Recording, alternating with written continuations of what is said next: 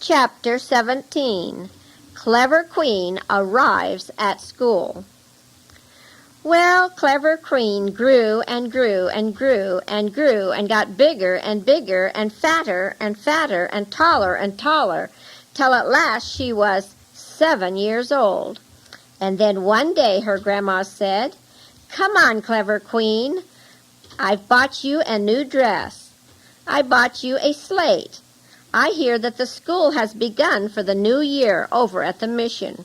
We want to be proud of you someday, so we are going to send you to school."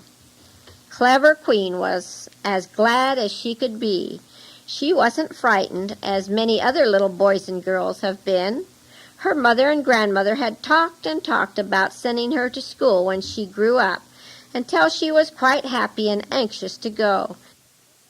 She put her little bag with the slate in it over her shoulder and led the little procession through the jungle down to the mission school.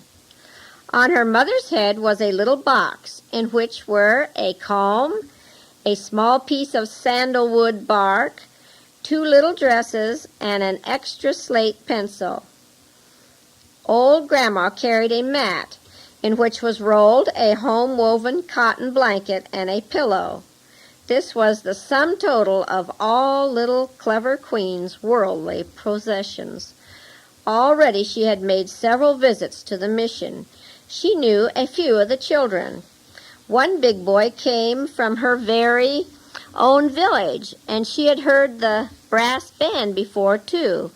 But now it was different. This time she was going to school herself.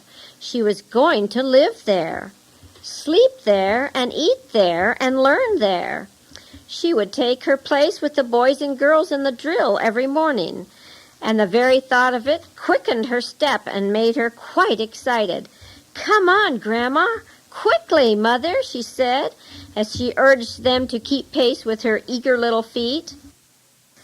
But in her mother's heart and in her grandmother's heart there were different kinds of thoughts. Their Clever Queen was going to school.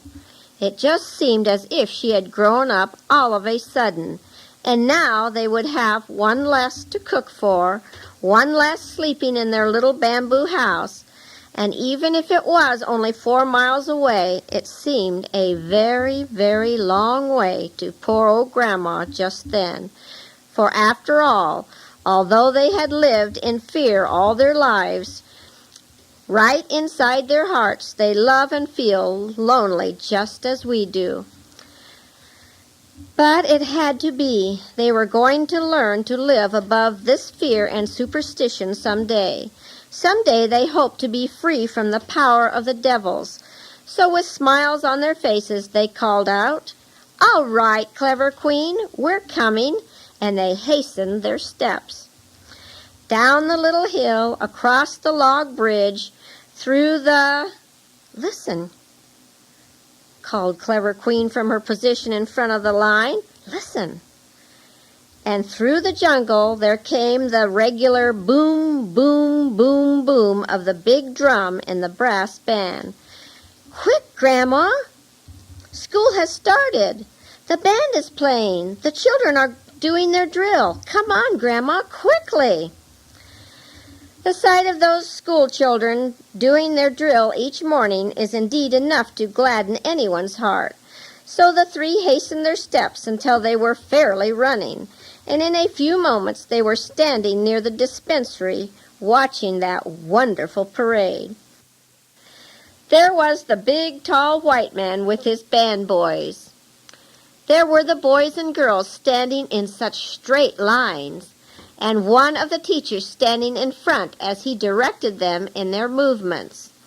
Up, down, 5, 6, 7, 8. In, out, 7, 8. All together, 3, 4, 5, 6, 7, 8. Was there ever anything so beautiful and so lovely and so pretty and so wonderful? Such straight lines, all together at the same time. The exercises stopped. The lines turned towards the school, and as the wonderful music continued, they marched up into the school. Left, right, left, right, left, right, left, until they all disappeared. Then the band stopped and went up into the school, too. Grandma reached for Clever Queen's hand. She did not know just why it trembled a little, but it did, and strangely enough, she found it very hard to speak. They had stood silent and motionless during the parade, and now school had started, and Clever Queen would have to be put in her class. So together they moved towards the school. After calling the roll, I was just dismissing the classes to their own rooms as Grandma came onto the steps. "Well, Grandma," I greeted her. Then noticing the little girl beside her, I said, "And who is this you have brought with you today?" "Why, Thar," she said, "this is Clever Queen. We have brought her to school." "Clever Queen? Clever Queen. Why, so it is," I said. "I hardly knew her. I haven't seen her for a long time, and she has on a new dress, and her hair is combed so nicely. Why, she looks like a schoolgirl already."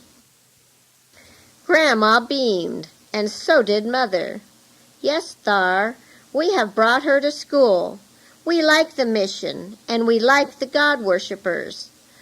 Thar, in our village we are so afraid of everything all the time. We are slaves of the devils, but we want Clever Queen to be a God-worshipper. Teach her anything you like. She's yours, only we'll come and visit her now and then." "All right, Grandma, all right," I said. "We'll look after Clever Queen. I'm sure she will like it here at school, and you just come down any time you like to visit her." I took the little girl by the hand and led her gently to the room where the first graders sat around a blackboard, and put her in the care of her teacher. "This is Clever Queen, girls," I said. "Be kind to her, and soon she will feel very much at home." Outside, Grandma and Mother lingered until noon. Then they turned into the jungle and went quickly home.